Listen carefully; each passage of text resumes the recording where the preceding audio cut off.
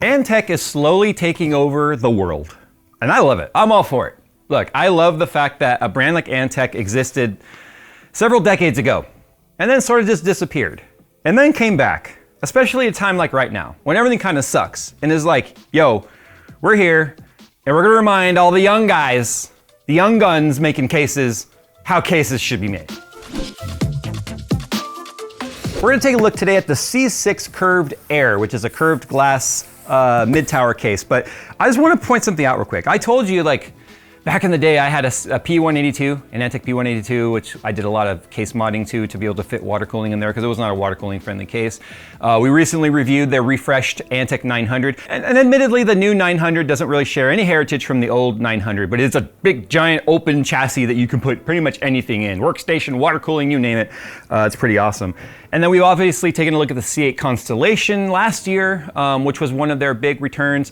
The Antec Flux, which is like topped pretty much all the cooling charts for the longest time, which is pretty awesome to see. And I was like, I decided to look right now, what cases does Antec have out right now since they've decided to not re-enter the space, but really push their name again in the space. So there's the Antec, and this is kind of from the top down of their stack, by the way. So there's the Antec 900, which we already talked about, the Antec Flux Pro, the Antec Flux, the Antec Flux X SE, the Flux Rear, which looks nothing like the regular Flux, which is kind of funny. Flux M, which is a micro ATX case. The C8 Curved Wood, which is this, but this piece, there's like a wood piece over here. This is not the wood one, obviously.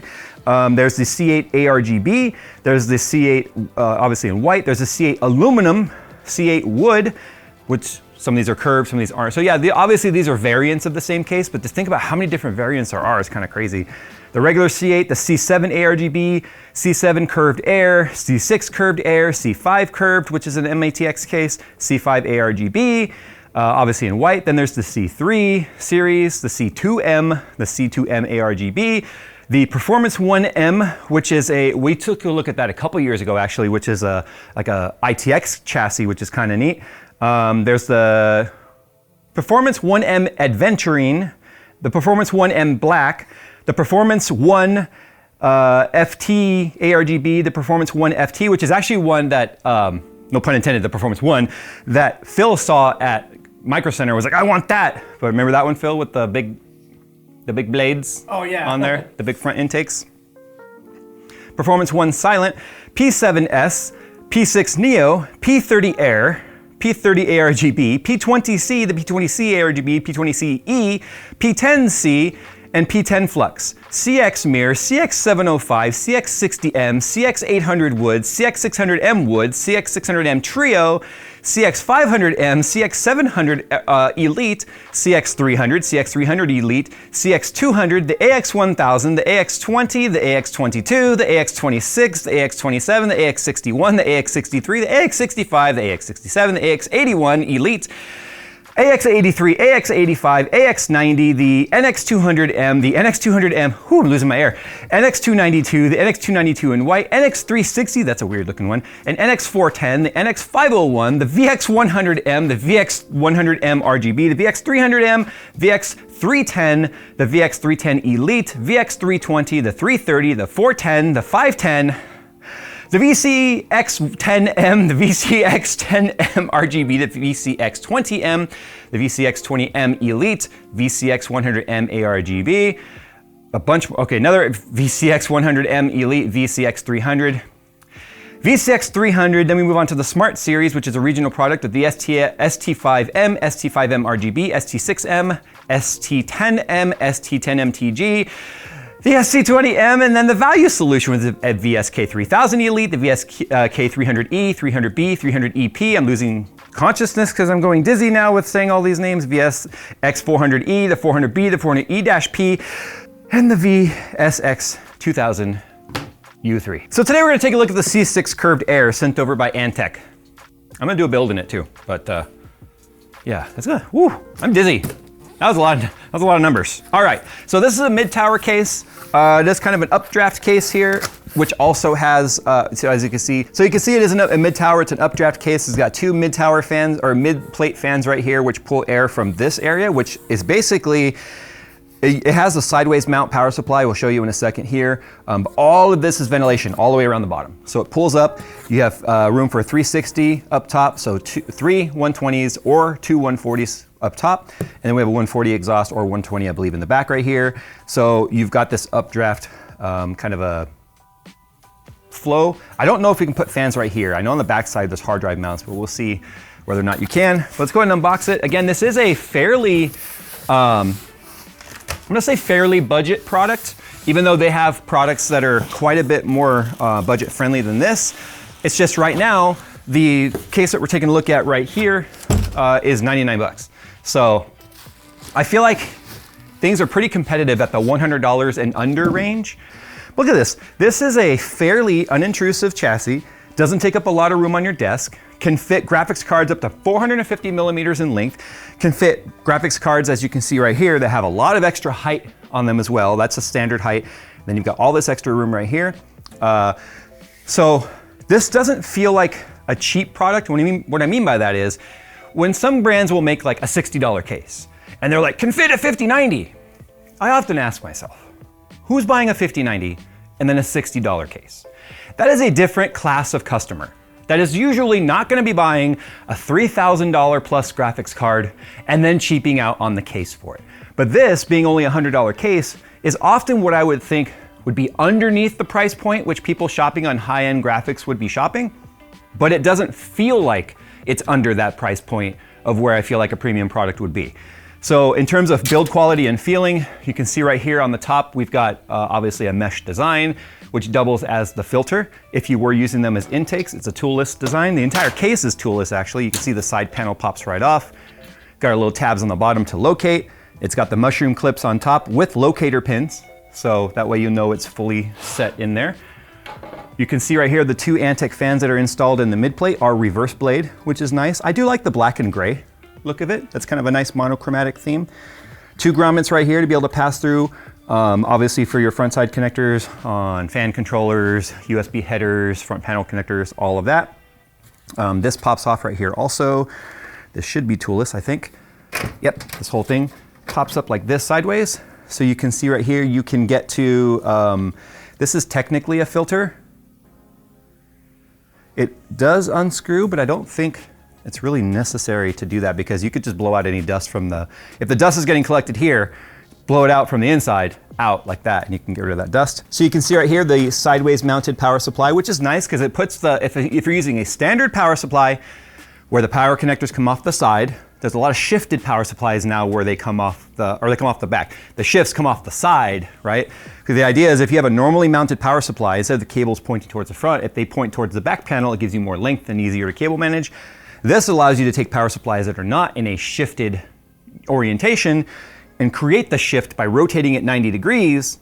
It pulls air through right here, or through the bottom and then exhausts it out the side right here, but then allows you to have better cable management and then not encroach into this area down here, which is where you're gonna be picking up air and potentially have other hard drives and whatnot down on the bottom. So there's that. You can see this is where obviously it would be, I wanna see if this plate comes off and if we can do a standard installation or not. Anyway, moving on, you can see we have the curved glass. This is obviously why they call it the curve. It's a more premium look, although there is a seam, because as you can see, it does not carry all the way across. This is nice to see now in cases that are $99 and cheaper, because bending glass like that is not cheap. It's not. And in the first cases we ever saw that had curved glass were extremely expensive. They were top tier products. And so being able to see that you have curved glass now in an affordable product, it gives you a more premium feel. This does look like, okay, yes, we can install it in a normal fashion if we want. That's exactly what this is showing me right here. It's showing you the different installation methods for the power supply. In a rotated position, where the power plug is going in here and using this extension cable, you have a maximum 160 millimeters of clearance. If you turn it the other way, you have 150 millimeters in clearance. So I'll have to use a power supply to sort of demonstrate that. But yeah, side mount and rear mount is what they're referring to. this glass does come off.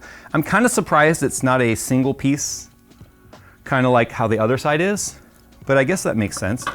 I'm curious now, can you? I mean, it sort of overhangs, but I mean, I guess if you really wanted, you could maybe get yourself another side panel. It does hang off the back a little bit, but there's that. I was just curious, are they symmetrical? And they are in the mounting design. So no, you cannot mount fans right there unless the whole reason why this comes off is maybe Antec is going to have accessories for this. Maybe they have it, maybe they'll come up with an accessory where this replaces with a fan mount. That would be neat. Front panel connectors right here. The entire bottom is ventilated and has a fan filter. Unfortunately, the filter pulls out the rear. That is going to be a red mark against this case as far as I'm concerned. It should come out sideways. The reason why it should come out sideways, or at least from the front, is if you have this on your desk and it's up against your wall and you have everything nice and cable managed, and you can't pull it that far forward from your desk, you're not getting the fan filter out. So that's unfortunate because I feel like it would have been better, obviously, for it to, you know, go like this. That's more user friendly because then you don't have to move your chassis. And it can't because of the way that the feet are right here. Actually, it looks like they absolutely could have if they had simply just moved that tab to there. Front glass is removable. I don't recommend it for a couple of reasons. So you can see right here, there are screws, not rivets. I don't recommend taking the glass off when you're building. It's the only thing supporting the top, except for this right here. So no reason to take the glass out. You can build in this really easily this way. As you can see, it also, oh, that's zip tied in there? I guess that should be a twist tie. Anyway, there we go. This is our motherboard screws, probably zip ties, case accessories for installation here. It's our installation manual. A few zip ties, a few replacement case clips that go in here, like these guys right here. Like if you were to have one of these pop out, oh, I lost it. Then you can literally just, yes, that was on purpose. Okay, that was not an accident. I intentionally flipped it over there, be like, oh, I lost it. You can just put an extra one in there. Boom, there you go. But it supports BTF and Project Zero motherboards, which use a rear mounted plugs. One thing to keep in mind though, not a lot of depth back here for those plugs. Like once those plugs protrude through, this is really flush. So although it supports BTF, don't think I would use BTF in this. BTF on cases, in my opinion, make the most sense when there's a lot more depth behind the motherboard tray to hide those cables, because now you don't have those cables running links to get to where they need to go. They're just going right to where they have to go. So you're gonna get a lot of cable buildup, and down here or up there. And again, we only have about 20 millimeters of clearance between the actual plane of the motherboard and the plugs. And remember, the plugs protrude through. They don't just sit flush, they stick through. So, although it supports it, I don't think I would build BTF in this. Okay, in terms of CPU cooler height, I'm not sure if I mentioned it, we have a maximum of 180 millimeters of cooler height, which is pretty much all of your standard coolers. Maybe some of the big boys like the D15 or D16 may not work. All your other air coolers are pretty much gonna work. Graphics cards up to 450 millimeters in length. Nothing mounts to the front, so no interference of fans or anything like that. Again, I would not feel like I cheaped out putting a 5080 or a 5090 in this case.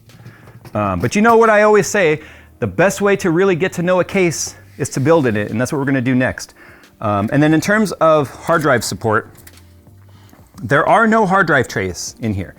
The only mount you have for spinning drives and 2.5 millimeter drives is this one tray and this one tray. So this case really is banking on you M.2ing it up, which I'm okay with. We're getting into the age now where SATA is just really going into legacy, and M.2 is where most people are going these days. All right, let me grab some parts and let's build in it. All right, so here's the parts I chose for this build. This build's actually gonna stay together and be used. It's for a friend of a friend. So anyway, using the X870E Aorus master board, I had 3 of these boards. It's actually being used still in one of our systems somewhere. It's actually been a really solid board. I love the fact that it's toolless. Everything's toolless, look at that, boom. It's so easy. Boom. Well, it's like, it's so close to the lip right there, right? So toolless covers for the M.2s is pretty awesome. You could fit 1, 2, 3, 4 M.2s right there. None on the back, right? Nope, none on the back. These are all 3 to the chipset. That one's direct to CPU. We have plenty of expandability here. This is just a gaming rig. So because it is just a gaming, oh, that's magnetic. I didn't realize that. Look, it like yanks it into place. So it just pushes down. So I really like this board. It's simple, it's reliable, it looks nice. The gunmetal gray black is gonna go well with the gray black here. For the graphics card, I chose the 4080 Super from Zotac. It's the Aero, which has that sort of a spacey theme. It's got that nice silver edge with the RGB, and it's not just a square, it's all swoopy and stuff, so I thought it would look good with the curved glass. There's that. For the CPU, 9800X3D, it's the meta for a reason. It's a gaming PC with a high-end graphics card that this will benefit it. It is one of our CPUs I've used in various builds and stuff. I have several of them, so we're gonna use that. For storage, I'm using a 1 terabyte 970 Evo Plus. And then for RAM, even though it's only 5,600 mega transfers, it's 32 gigabytes of gold. No, not gold, like rated gold. This is gold. It is worth more than its weight in gold, actually. I think this much gold would be cheaper than what this costs. So anyway, there's that. We'll go ahead and throw this in right now, so check this out. It is not a double-sided, so I'm not gonna bother pulling that sticker off. Push that in there. See, it just retentions itself, it's so nice. This is where like motherboard designs really start to show when they've got enthusiasts working and helping build this stuff. So slide that in there and then just get it lined up, push it down. That's installed. All right, CPU time. Yes, there's still thermal paste on my CPU. It's fine. That means it's known good.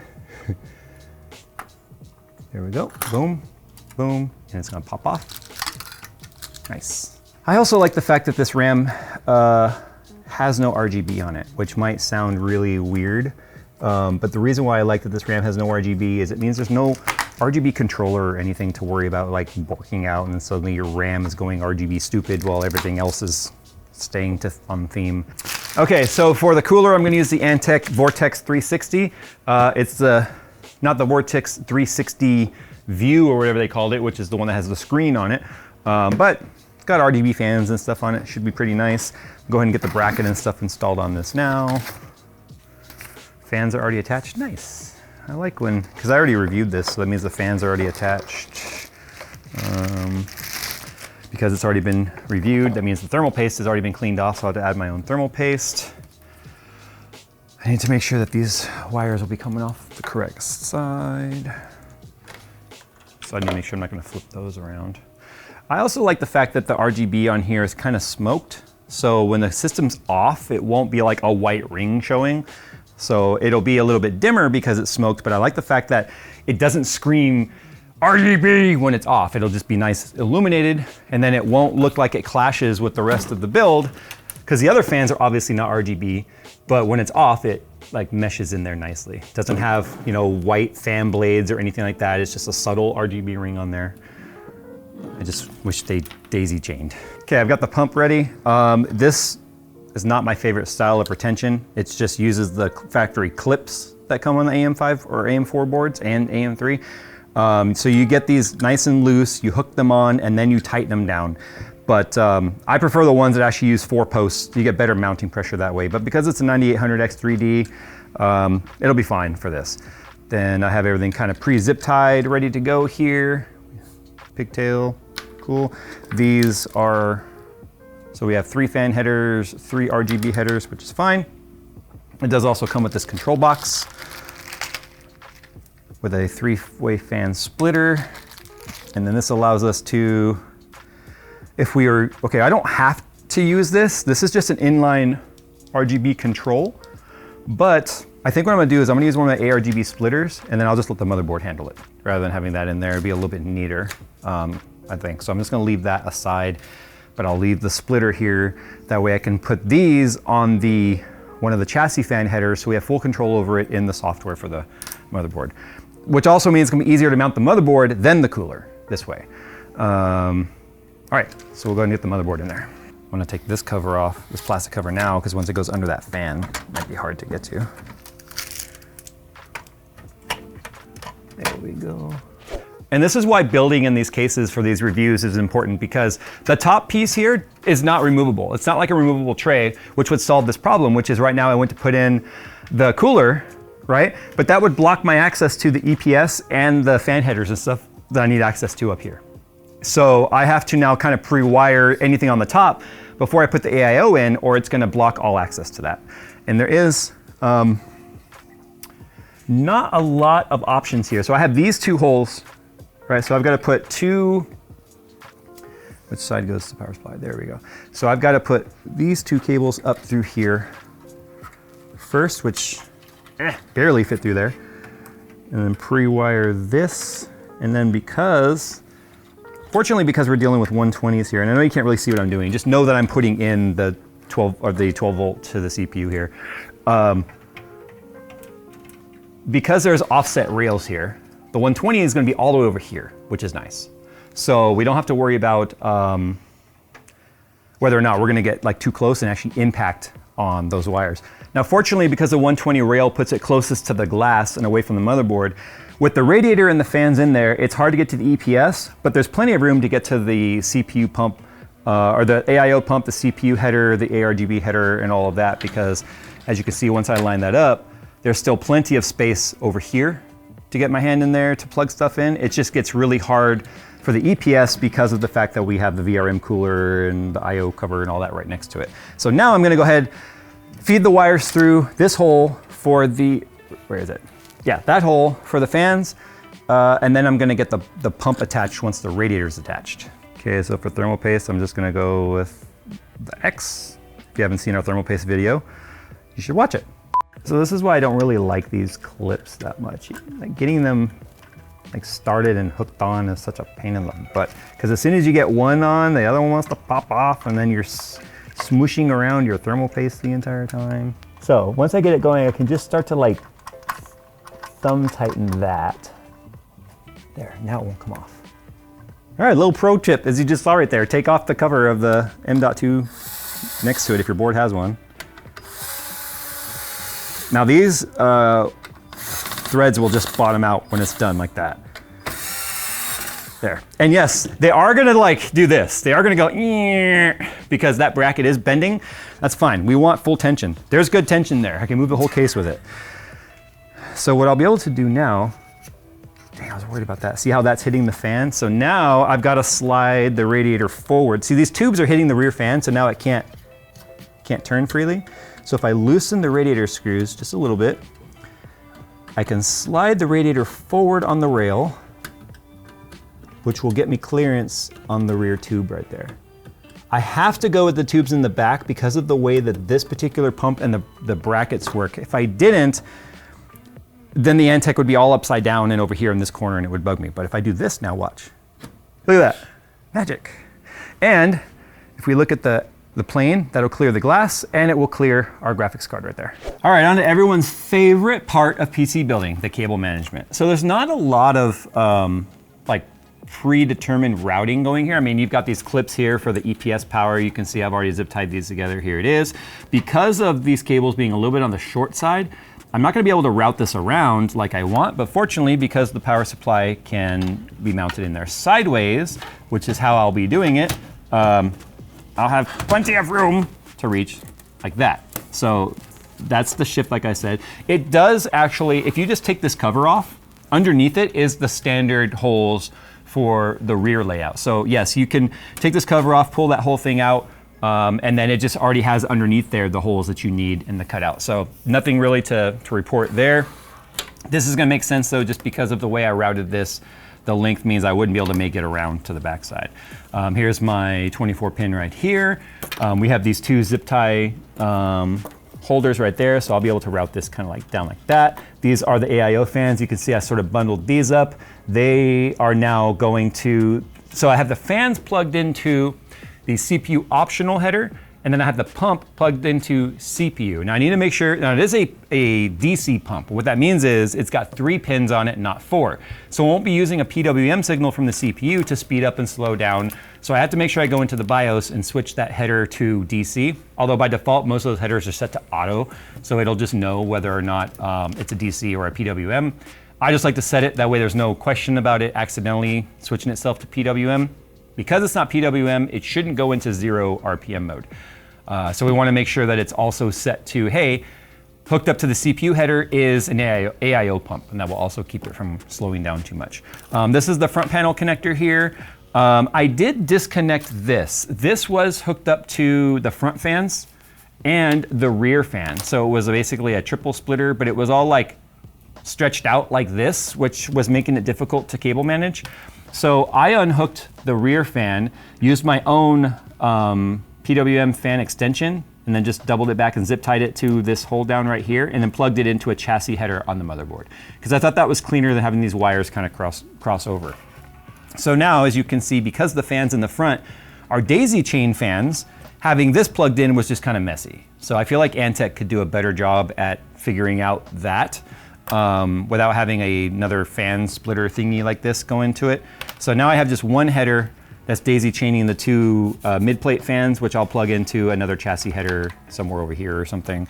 We have a unified front panel plug for our buttons, reset and all that. Here is our HD audio plug. And then we have USB-C and USB 3. So this will all be fairly easy. Lots of room down here to tuck any of this excess if we need. This is currently, I don't know if you can see, I just unhooked it. There is a little hook right here, right? So this is already like hooked onto it like that. And then you can just tighten that up so it doesn't move. It might make more sense for me to unhook that and then just have some of the slack sort of hidden down under there. So I'll figure out what looks best, what gives me the best cable management. And I don't want to bend that back and forth too much right now or it's going to break off. You bend it a couple times and it fatigues and then it's done. So I also have these 3 RGB headers for the AIO. Because I don't really want to use this guy.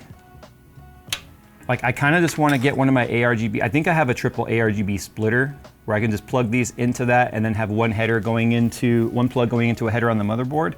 Because then I won't have to have a SATA power anywhere in this. There'd be no SATA power, and it'd just be neater for that.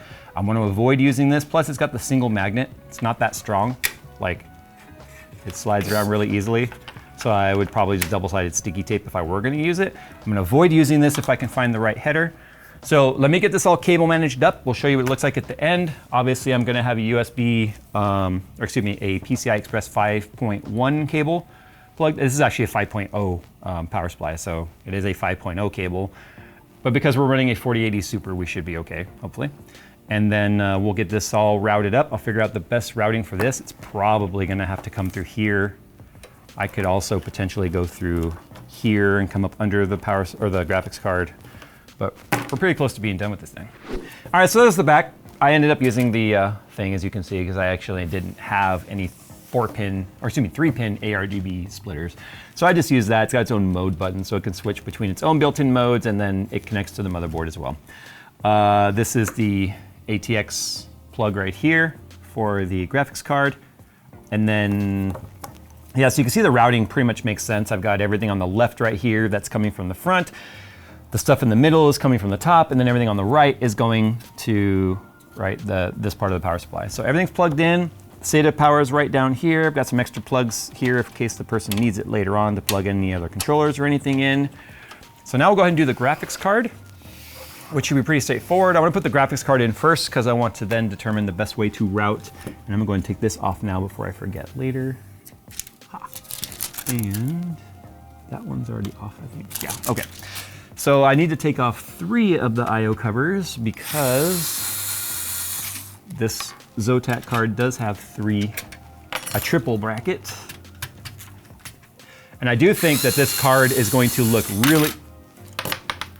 really good in here with the aesthetics of this kind of like a black and gray. All right, so here we go. 4080 Super. which is still a super card these days. This is what I mean, like, doesn't that look like, whoa, jeez. Okay, so let me get this anti-sagged. There is no anti-sag built into this case though. That's one thing to point out. So if you are running a big, heavy graphics card, you're on your own to figure out how to keep it from sagging. And this one, unfortunately, is gonna have a little sag, unless we 3D print something to hold it up. All right, so I gotta say though, for a $99 case, this is feeling pretty premium. It wasn't hard to build in at all. Everything sort of made sense. I wanna point something out. I forgot the graphics card does come with its own anti-sag bracket, and it's magnetic. So let's do this real quick. We'll go ahead and do some anti-sag on here. I'm gonna throw this back here. Gotta be careful of the fan right there. So if I loosen that, it sticks very nicely. So I'm just gonna grab the end of the card right there. Stay straight. There. It's not going anywhere because it's like the weight of the card is holding it down plus the magnet. It's not hitting the fan. Cool. I also took the plastic off the front glass so you can see now it's smoked. And, oh yeah, hey Phil. Hi. But I love the curved edges. So let's go ahead and put this back together now and see what this ultimately ends up looking like. And, okay, room right there for our cables. So here's gonna be the true test. Is the sticker on the peel or on the glass? Yeah, it's on the peel. Okay, I'm sorry, this has become such a superficial thing to complain about, but when brands put the sticker on the glass under the peel, I just don't understand that. There's plenty of room for all those wires right there. Doesn't stick out too far. Oh, hey! Let's make sure all the fans and everything are turning. Can Jay build a computer? Hey, let's see if we get some lighting. Okay, we got graphics card lighting. Might take a minute for that to do anything. There it is. All right, well, time to get on out of here. I don't have anything I would really complain about with building in this case. Like I said, the only things that really stood out to me are gonna be the BTF connectors and potentially not enough depth. Don't feel like there's enough depth behind the motherboard to neatly and cleanly incorporate BTF. The fan filter coming out the back, this is a miss. This is like 1000% a miss. There's no reason why that should be the case. It should come out the side or the front because you have to pull your whole system out to get to that filter, which makes no sense. I think an incorporated anti-sag bracket would have been nice. I think there's other cases in this price point that incorporate an anti-sag bracket. So if you want to compete with the other brands in the same price point, I think it's something that you're going to have to include. The fact that it has two mid-plate reverse blade fans and a 140 exhaust fan in the back is nice because they kind of know you're probably going to go with an AIO on this. If you go with an air cooler, then you have to supply fans on the top, obviously. But it seems to be pretty well thought out. The grommet placements made sense. I can actually feel the air being pulled through there. I don't have the means to do case testing like I really want to. Like we've talked about this in the past. I really want to start incorporating airflow testing and have a temperature chart, if you will. But I don't have the means of properly noise normalizing. So I've really got to figure out how we're gonna do this. And that's probably something it's gonna take a minute for me to figure out here. I'm also trying to figure out why we're stuck on double zeros, which is CPU initialization. This board might be older than this CPU, so I'm probably gonna have to do a BIOS flashback on this board. That's all normal stuff. The X870 and the 9800 X3D came out the 98 X3D came out after X870. I've had these boards for a while, so probably gonna have to do a BIOS update, which is why it's on double zeros. That's not what this video is about though. All right, there you go. I'll put the comments or the link to the product down in this description below. A huge thanks to Antec for sending us this case and allowing us to take a look at it. It basically just launched, and little fun fact, they even dropped the price on it $5. It was originally supposed to be $104.99 and now it's $99.99. So they found a way to actually shave, well, about almost 5% of the cost. Don't know how they did that, but in an era where everyone's raising prices, for Antec to find a way to shave even $5 is a nice to have. All right, guys, tell me what you guys think about the C6 curved glass. I think it's pretty awesome. And it has, like I said, different variants of it. There's a wood and other stuff. So there you go. I think it looks pretty damn premium for its price point. All right, guys, thanks for watching. And as always, we'll see you in the next. Actually, one thing I want to say before I get out of here. The fact that there's a seam on this side doesn't bug me because there's a matching seam on the other side. So if it was like wrap around on one half and then a seam on one, that would suck. But because it has symmetry, it actually doesn't bother me. All right, guys, now we can get out of here. Thanks for watching. We'll see you in the next one.